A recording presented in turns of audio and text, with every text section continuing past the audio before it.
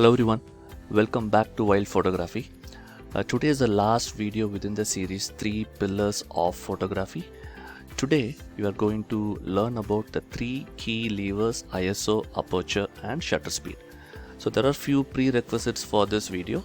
They are how to start wildlife photography, the introduction to 3 pillars of photography, and what is ISO, what is aperture, what is shutter speed.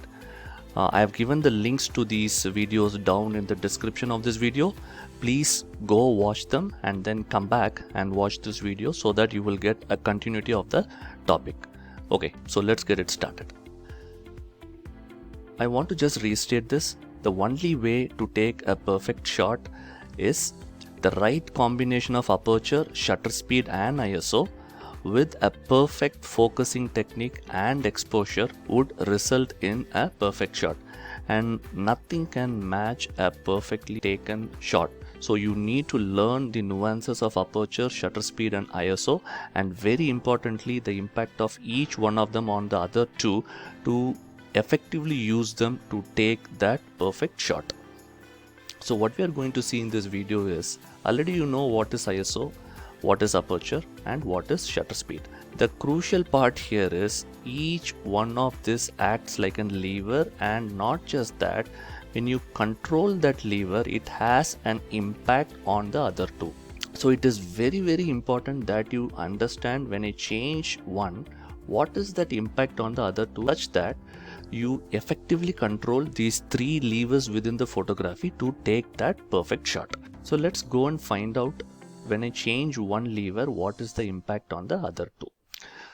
So the only difference here is I have mentioned the aperture as f value, because sometimes it will be misleading when I am saying increase aperture or lower aperture. It may be little confusing. So when I say f value, it is very clear. When I say increase, that means you are increasing the f value. When I say decrease, you are decreasing the f value. So that's the only change. So we have f value, ISO and shutter speed. So the first scenario on instances when you need to increase your f value, meaning you are increasing your depth of field. This could be instances where there are 3 subjects which are one behind the another. It could be a bird or it could be a tiger. When there are 3 subjects one behind another and you want to keep all 3 of them in focus, you need to increase your f value. As you also know, moment you increase your f value, the diaphragm on the lens is going to get narrowed down and the amount of light coming into your sensor is very less. So to compensate that, you need to pump up your ISO.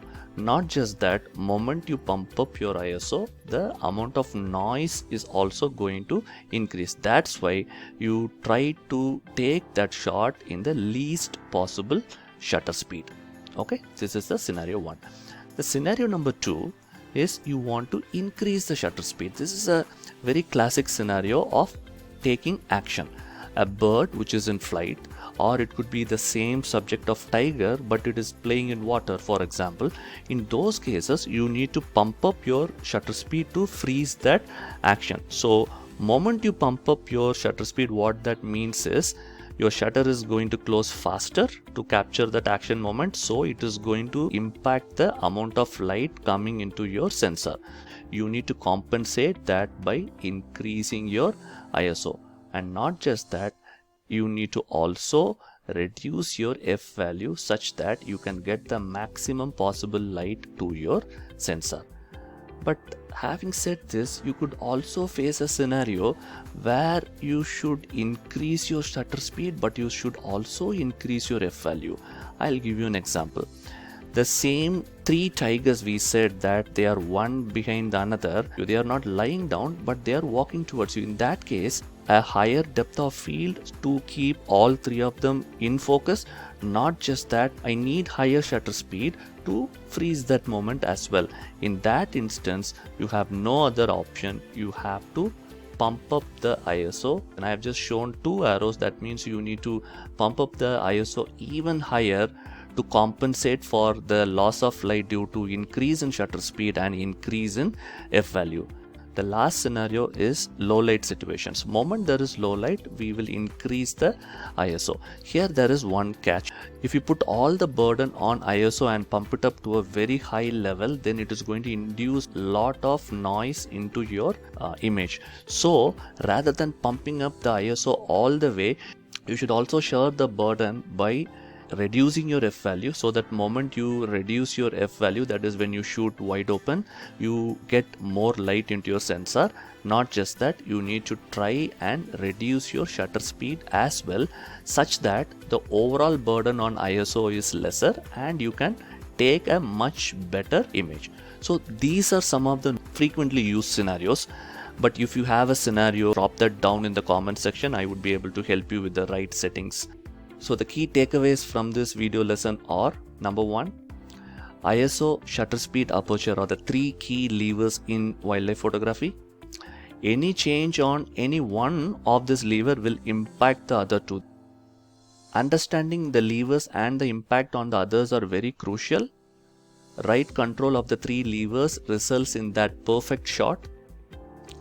Fine-tuning of the lever controls can be achieved through hands-on learning at field. So if you have any questions, feel free to write back to me on the comment section. I will be glad to answer them back for you.